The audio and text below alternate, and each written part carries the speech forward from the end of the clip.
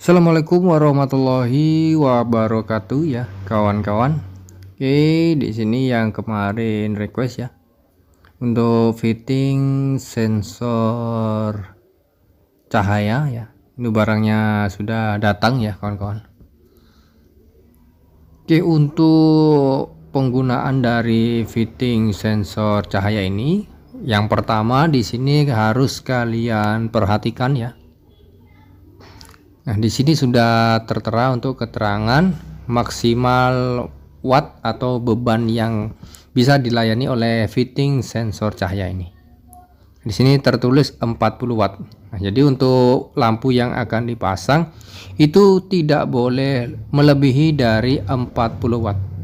Nah, jika lampu yang kita gunakan lebih dari 40 watt, nanti lampunya nggak akan bisa atau nggak mau menyala ya. Kemudian ini untuk sensornya ya. Ini bagian sensor cahayanya. Dia pakai resistor LDR ya. Nah, untuk cara kerjanya ya. Jadi ketika kurang cahaya atau kondisi gelap, maka lampu akan menyala. Kemudian sebaliknya jika sensor terkena cahaya yang cukup ya, misalkan seperti itu, maka lampunya akan otomatis mati dengan sendirinya ya, atau secara otomatis. Oke, di sini sudah saya pasang ya. Kita akan coba praktekkan saja untuk cara kerja dari fitting sensor cahaya ini. Nah, misal di sini sensor terkena sinar cahaya, maka lampu nggak akan nyala ya. Nah, kemudian jika sensor di sini kurang cahaya atau kondisi gelap, maka untuk lampu akan menyala dengan sendirinya ya. Jadi menyala secara otomatis ketika kondisi gelap atau kurang cahaya. Jadi cara kerjanya seperti itu ya. Nah, setelah kita tahu ya untuk cara kerja dari fitting sensor cahaya ini ya. Jadi ketika kondisi gelap, di sini lampunya menyala ya. Kemudian jika kondisi terang ya, maka lampu akan mati secara otomatis. Nah, sekarang di sini masih banyak yang melewatkan hal kecil dari sensor ini. Untuk sensor cahayanya di sini ya, bisa kita atur untuk sensitifnya ya. Ini agar nanti kenapa sensitif dari sensor LDR ini ya, sensor cahaya ini kita harus atur ya, agar lampu saat kita pasang tidak berkedap-kedip secara terus-menerus. Di sini kalian perhatikan ya, ada baut. Ini kan sensornya ya. Nah, di sini ada baut, bisa kita putar berlawanan arah, kita kendorin ya, kita buka untuk baut ini.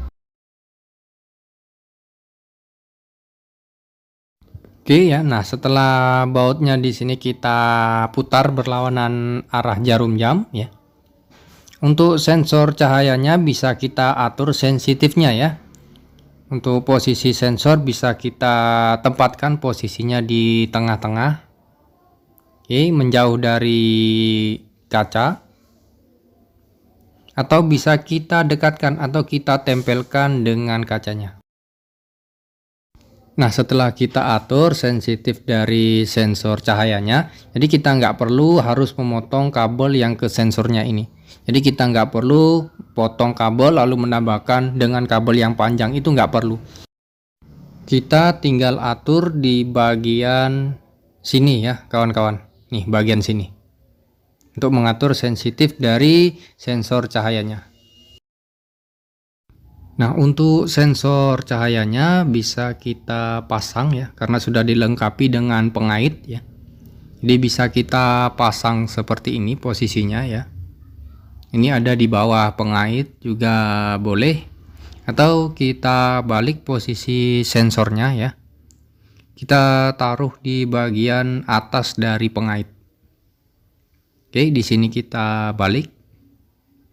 Nah, pemasangannya seperti ini juga boleh. Sensor di sini posisinya harus pas ya, harus diarahkan. Nah, kenapa kita harus arahkan untuk posisi dari sensor cahayanya. Nah, misal di sini kan kondisi gelap nih. Lampu akan otomatis menyala ya kawan-kawan. Nah, kemudian saat kondisi sudah terang ya, atau cukup cahaya, kalau pemasangan sensor cahayanya ini tidak tepat ya, atau tidak mengarah ke sumber cahayanya, misalkan, oke di sini lampu saya nyalakan ya. Oke, sebentar. Nah, untuk sensor di sini tidak akan memutus aliran arus listrik ya. Karena letak dari sensornya di sini salah penempatan. Makanya di sini lampu akan tetap menyala walaupun kondisi sudah terang ya.